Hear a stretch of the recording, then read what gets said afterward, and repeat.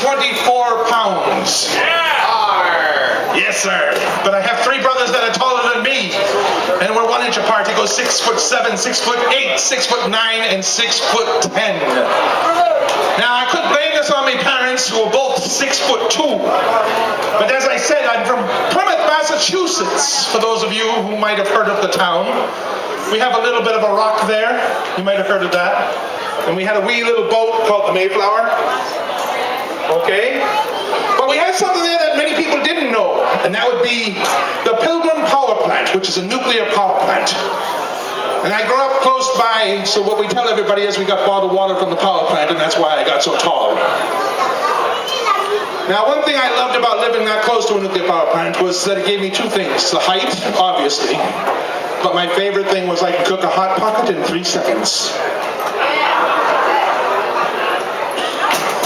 Now, before I get started, I have some announcements that they gave me to call out here. So let's get this out of the way. First, I'd like to thank our hosts, the Ancient City Privateers. And I'd like to pay honor to Sunshine Promotion and Events for putting this on. So can I have a hand and a round of applause for them, please? Thank you. And for the 2 young men who are helping me to get my voice out to you. Yes, I have a booming voice, I know. However, I want to pay homage to Mike and Zen together again. Thank you, sir. Now, for those of you who didn't hear me the first time, I am 6'7", I weigh 424 pounds. Now that's a good thing, believe it or not, because I used to weigh 454 pounds. So I have lost 30 pounds. For those of you who are trying to drop that extra ale weight, here's a tip for you. Do what I did. Cut your walking in half. All right? You'll lose the weight if you cut your walking in half. Because instead of taking 4 trips to the buffet, I'm only taking 2 now. But I didn't lose weight because I wanted to. You see, my woman gave me these subtle hints. For those of you men who are married, you know what I'm talking about. The kind of hints that they don't come right out and tell you they want you to lose weight. They have to go about it in a long, drawn-out manner. In my case, I came home from a hard day's work, and my girl put rags around my waist and then made me do a couple of spins. I looked at her when I was done. I said, "What did you have me do that for?" She said, "Oh, nothing. I just wanted to clean the living room." I then turned around and didn't get the hint, so she gave me another one. And that one was, I told her my back was hurting. Could she please give me a back rub? Very simple request. But instead, you know what she did? She told me it was complicated. She needed directions. Could I give her latitude and longitude? It was starting to sink in. Then one night, when I decided to get amorous with her, she gave me the final hint that I needed to lose the weight. She came to bed wearing mountain climbing gear, and then complained that the air was too thin on top. I had to lose the weight, so I went and saw my physician. And he told me, "You're going to have to lose the weight, but when you do any exercising, don't jump into it. You're going to have to go slowly. Start with some low-impact exercises that they call yoga." Is anybody familiar with this torture? It's where you pay somebody a great deal of money to put you in the shape of a pretzel, so you can pay even more money to a gentleman named a chiropractor to get you out of it afterwards.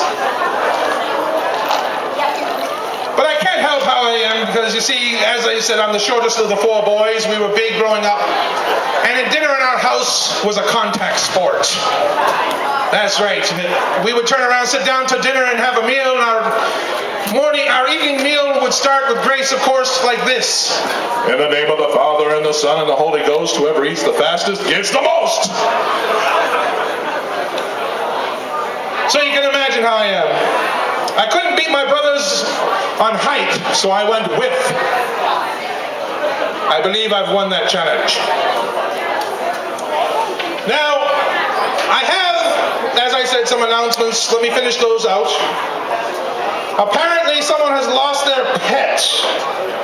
So if you see a giant white whale, contact the Captain Ahab. And anybody who sends them to me tent, I'll cut their throats out. Now, this one here, I think I mixed up what they were. I'm not quite sure. Let me know if this sounds right. I have a message from the Nancy Reagan Institute saying, say no to cracking. Oh, wait a minute, the next one is from Davy Jones himself. He said to release the drugs. No, I definitely mixed those two up. Please switch those around for me, would you? Okay, now, I have some pirate jokes, as you know, so I'll get to them. The first one I have is, what do you call a pirate with a drinking problem? Thirsty! Because it's the only drinking problem he'll ever have.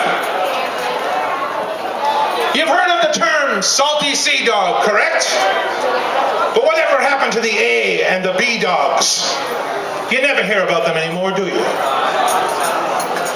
Now, I've been to Davy Jones' locker and back to bring you these jokes, and I have to tell you, I was not impressed. The only thing I saw in Davy Jones' locker was a couple of platform shoes, a Beatles hair wig, and a couple of unfinished monkey tunes. I'm telling you, there really wasn't much there. So I had to bring these other ones to bring here so I could give it to your pleasure. As I said, I'm from the great Commonwealth of Massachusetts. And for those of you who know us, we try to take the letter R out of every word we speak. We take our car to the bar at Harvard Yard for the party. Right? But do you ever wonder where those R's went? Well, we couldn't hide them in all the words that we wanted to, like I will thaw my chicken. I saw her coming over the horizon. So what we do with the extra R's is we export them to Japan, where they really, really love it. And for those who we can't sell to the Japanese, of course the Spanish buy their share, because Ronaldo really loves it. But when we can't get rid of all of them, we bring them here to the Pirate Fest. I know, because I've been hearing it all day long. Arr, arr, arr.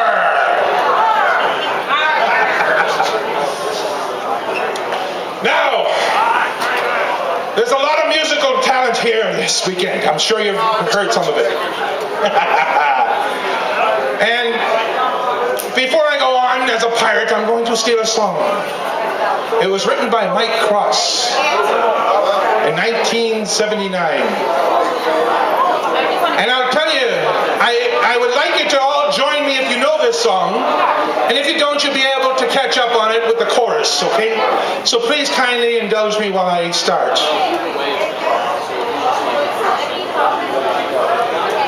Well, a Scotsman left a bar late one evening fair. One could tell by how he walked that he drunk more than his share. As he staggered round until he could no longer keep his feet, he stumbled off into the grass to sleep beside the street. Ring ding diddle diddle I-D-O, ring di-di-di-I-ho. He staggered off into the grass to sleep beside the street. Just then two young and lovely ladies happened by. One said to the other with a twinkle in her eye, see yon sleeping Scotsman, so strong and handsome built. I wonder if it's true what they don't wear beneath that kilt. Ring ding diddle diddle I-D-O, ring di-di-di-I-O. I wonder if it's true what they don't wear beneath the kilt. Well, they crept up on that sleeping Scotsman, quiet as can be, and lifted up his kilt about an inch so they could see. There, behold, for them to view beneath that Scottish skirt was nothing more than God had graced him with upon his birth. Ring ding diddle diddle I-D-O, ring di-di-di-I-O. Was nothing more than God had graced him with upon his birth. Well, they marveled for a moment, then one said, we must be on. Let's leave a present for our friend before we move along. As a gift they left a blue silk ribbon tied into a bow. Around the bonny star of the Scots kilt did lift and show. Ring ding diddle diddle I-D-O, ring di-di-di-I-O. Around that bonny star of the Scots kilt did lift and show. Well, the Scotsman awoke to nature's call and stumbled toward the trees. And he lifted up that kilt and he gawked at what he sees.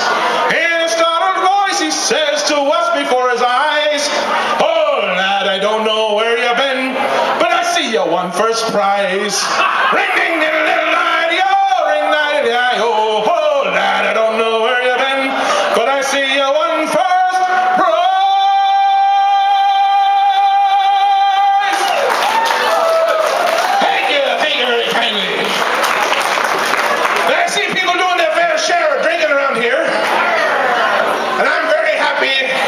back myself. But you see, I only drink for medicinal purposes. I drink so I won't be sick of looking at my wife. That's right. I have to turn around and drink, at least for tonight. Ladies, don't be offended by that joke, however, because we know the truth. You have to drink twice as much as we do just to stomach us. Okay? But it does bring up another important announcement. Where are my designated drivers tonight? Are there any designated drivers? Well, I don't see many hands going up. Aye, sir. Thank you, and God bless you for that. The designated driver is a very important position. And before you take on that responsibility, there are some things you need to know. Number one, learn to speak drunkenese. Okay?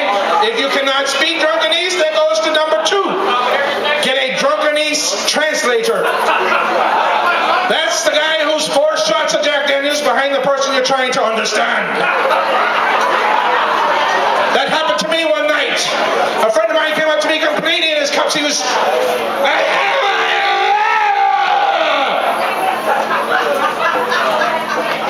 God almighty, man, what did you just tell me? He said, you're speaking in vowels. I didn't know. I turned to my other friend. I said, did you get any of that? He said, yes. Yes, I did. He said he can't find the bathroom. I said, well, that's an easy fix. And then my first friend went,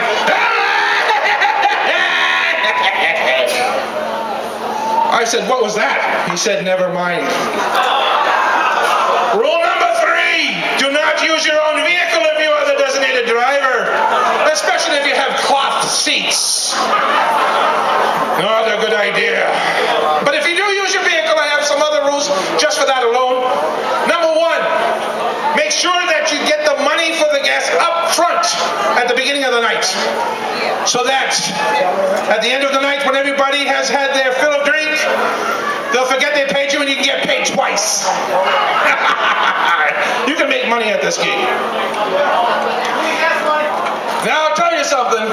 It's very important if you're going to be a designated driver to pay attention to what your friends are eating and drinking, because this is going to become crucial in the morning when you have to go to the detailing shop. They're going to want to know what that stain on the ceiling is. You can tell them, well, that's the deviled eggs and that's the barbecue chicken wings. That answered a question I really didn't want to know, which was which came first, the chicken or the egg. And on that night it was the chicken. The other one I had, which wasn't pleasant at all, was how did the chicken cross the road? Projectile vomit. Oh, that was horrible. But also you need to know as a designated driver, to be able to go from the speed limit to 0 in 2.3 seconds. That's right, that's the exact amount of time between the phrase, I think I'm gonna hurl, and the event arriving. Okay? Now, after you've done all that, one thing I wanted to tell you all was I have a bucket list wish. Yes, sir, ma'am, I want to go out, look for the toughest pirate here tonight. I'm going to walk up to this gentleman. I'll look him straight in the face with my meanest look. I'll grab him by the throat and say, I don't look at that move.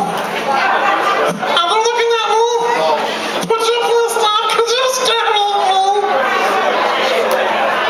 I'll tell you, I love using that voice, especially around kids' birthday parties with all the helium balloons.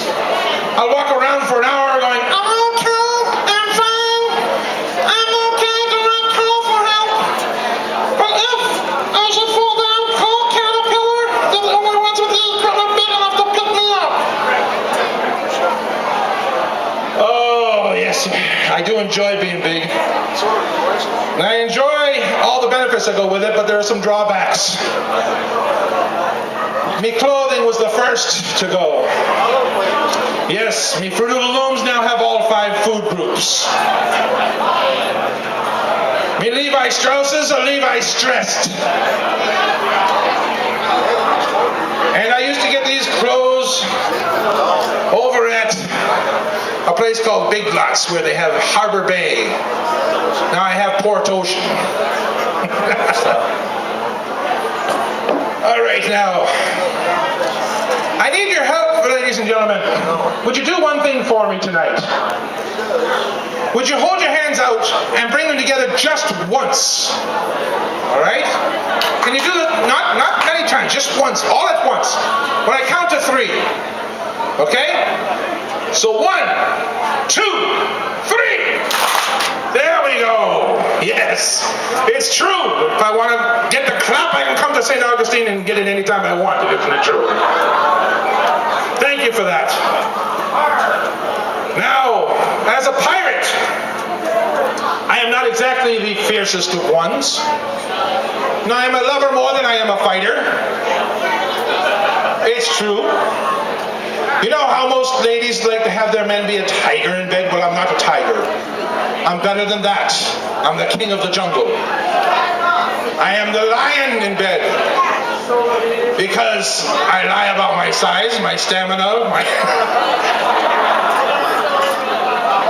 No, I'm not actually the growling kind. What I am is the kind of lion that goes... Let me see. You know, that's the kind of woman I am.